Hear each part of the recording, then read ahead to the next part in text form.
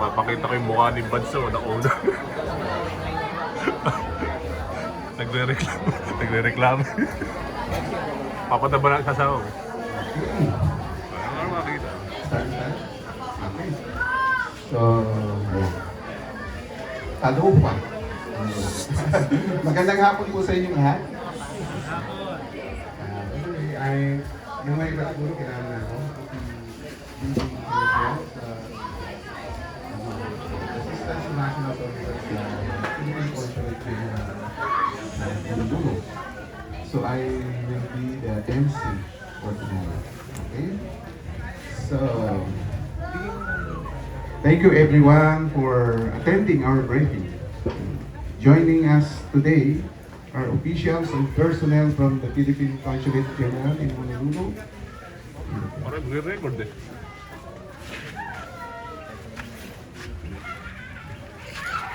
The Migrant Workers Office based in LA.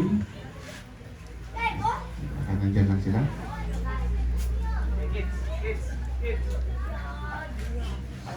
And the U.S. Department of Labor, Wage and Art Division, and Occupational Safety and Health Administration.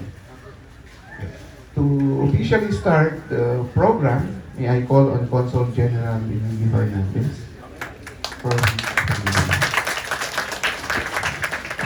Hello, magandang hapon po sa inyong lahat. Thank you. Salamat. Thank you for coming. Saturday ng gabi. Para sa mga family reunion ninyo. So thank you for the time to come here. Dumating kami last Thursday para mag-render ng consular services. Usually itong activity annual. Pero dahil sa pandemic na hinto ng 2020 at 2021, nag-resume last year yung aming team na 3 tao.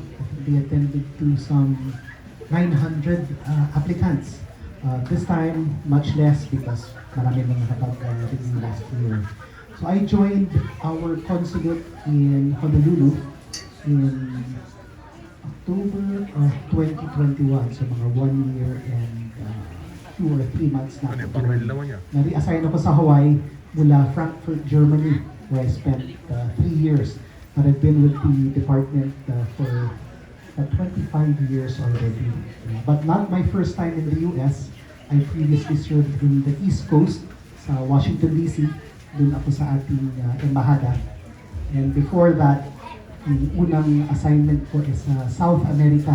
So 3 taon sa Caracas, Venezuela, and 3 taon sa Santiago, Chile. Okay. So ito ang aking pang-4 o pang-5 foreign assignment na. Usually for Philippine diplomats, it's 6 years yung aming tour of duty. Tapos balik mo sa Pilipinas ng 3 taon and then 6 years ulit sa ibang bansa. So, itong aming consular outreach mission, renew Philippine passports, also because it's time for yung overseas voting for yung election sa 2025. For those who are qualified, meaning if you're still Filipino citizens, you may register as overseas voters. So once you register, yung nilagay ninyong address doon, yung mga balota, ipapadala diretso sa mga bahay ninyo. And then you just check your candidates. So this time around for senators and then party list representatives. And what you do is you just affix a stamp doon sa may kasamang envelope and mail it back to the consulate. So very simple process. We try to, as much as possible, involve most number of OFWs para may say sila doon sa ating election sa Pilipinas. Last time, we had our presidential elections where President Marcos, of course, garnered the most votes. Siyempre sa Hawaii dahil karamihan ng mga Filipino doon, mga Ilocano, malaki ang panalo niya. So we'll see dito sa susunod kung sino ang lalabas. I'd like to thank our friends from the U.S. Department of Labor, Dion Tamandong, for joining us. Also from the Occupational Safety and Health Administration, Ms. Austin Cook and Leon Bosetu for being with us here today.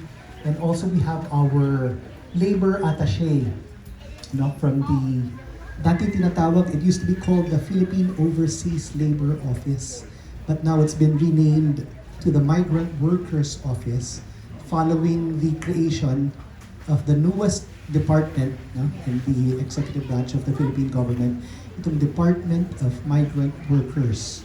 So it's now a parang one-stop shop for everything relating to mga overseas Filipino workers.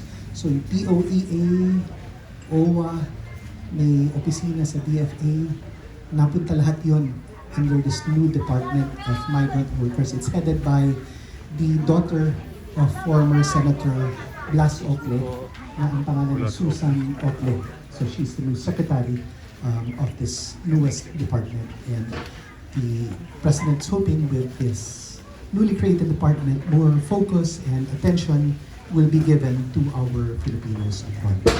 So, with that, marami pong salamat sa pagdating ninyo. I'll now turn the floor over to our MC, Mr. June Javier. Salamat. Thank you, Consul General Fernandez.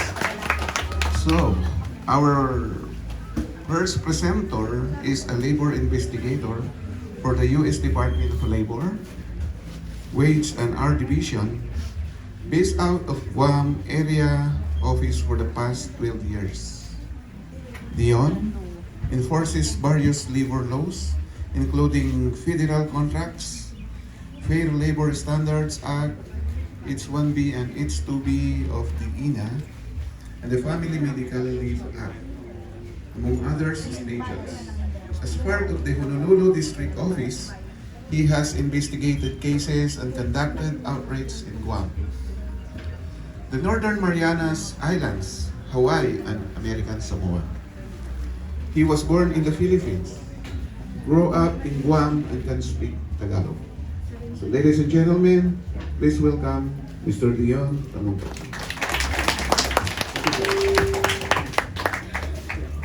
First, I want to say thank you to Consul General Fernandez for inviting me and the Wage and Hour Division to be able to share with how we can help you, our hardworking kababayan.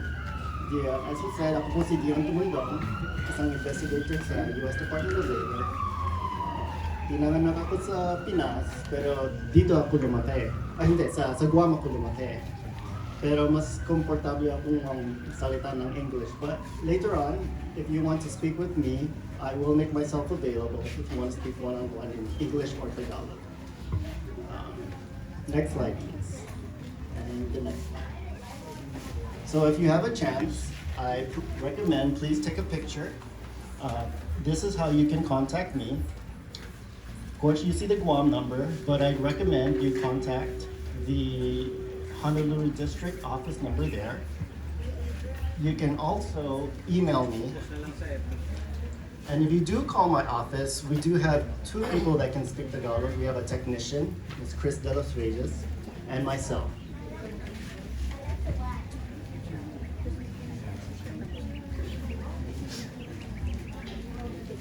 I will also be leaving my business card in the front and some hardy reference guides.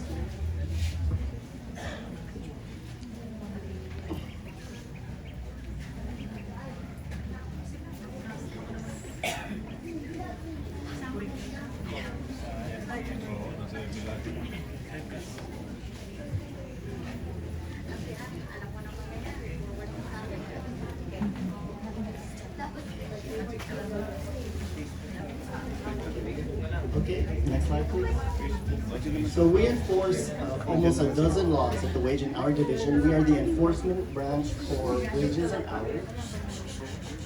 Fair Labor Standards Act deals with minimum wages, overtime, making sure companies keep proper records and timesheets. The Family Medical Leave Act is a law that allows you to take time off if you have a serious health condition so that you can take care of yourself. Or if a family member has a serious medical condition, you can also take time off and have no fear of being terminated.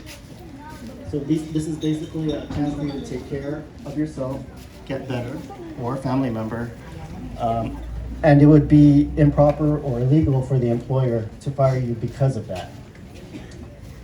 There's also the break time nursing mothers and the pump act, which allows nursing mothers who have returned to work to express milk if they need to. That's a fairly new law, actually. But today I'm going to be focusing more on the Fair Labor Standards Act. Okay? FLSA coverage basically means that we first have to decide if a company is covered under our laws.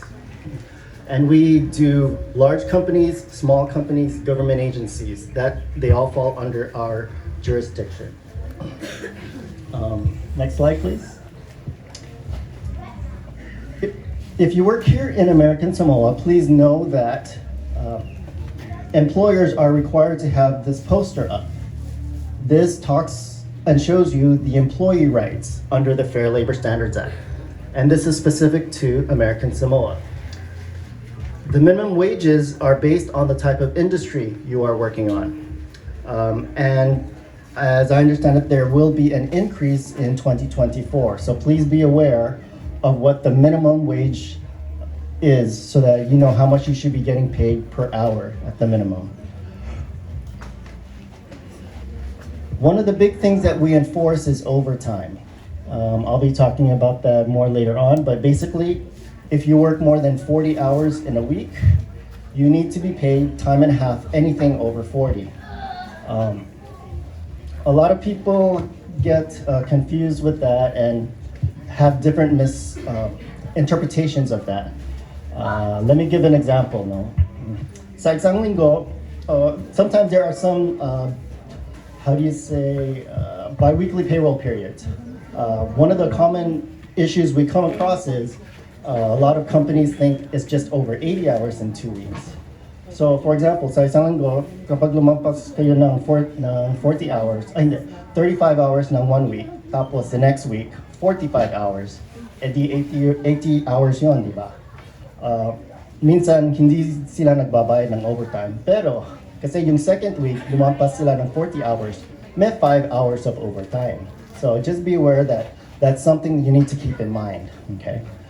Tapos meron yung iba, nagbabayad sila ng semi-monthly, no? Instead of bi-weekly, instead of every other week, nagbabayad sila ng, say, the 1st or the 16th of the month.